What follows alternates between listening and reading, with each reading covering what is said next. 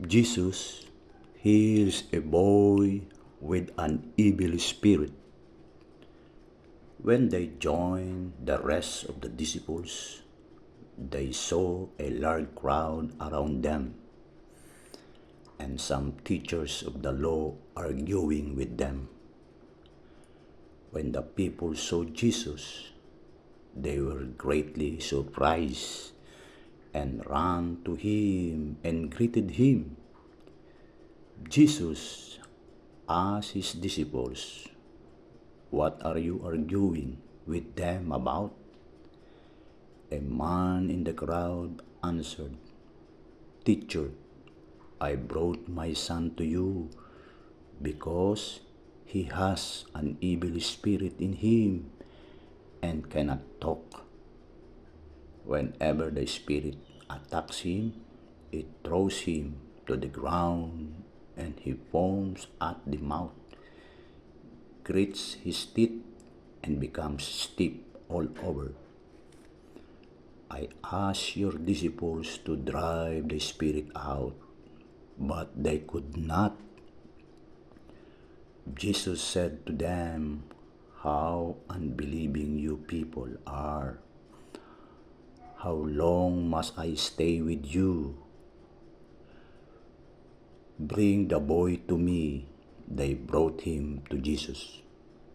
As soon as the spirit saw Jesus, it threw the boy into a fit so that he fell on the ground and rolled around, foaming at the mouth. "How long has he been like this?" Jesus asked the father. "Ever since he was a child," he replied. "Many times the evil spirit has tried to kill him by throwing him in the fire and into the water. Have pity on us and help us if you possibly can." "Yes," said Jesus. "If you yourself can, everything is possible for the person who has faith." The father at once cried out, "I do have faith, but not enough. Help me have more." Jesus noticed that the crowd was closing in on them, so he gave a command to the evil spirit. "Deaf and dumb spirit," he said, "I order you to come out of the boy and never go into him again."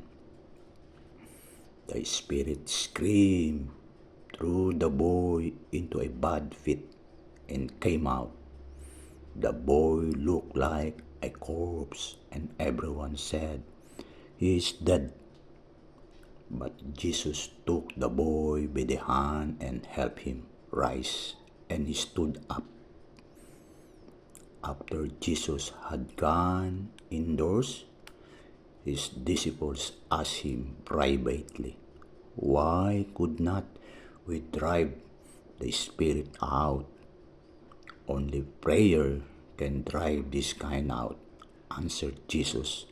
"Nothing else can."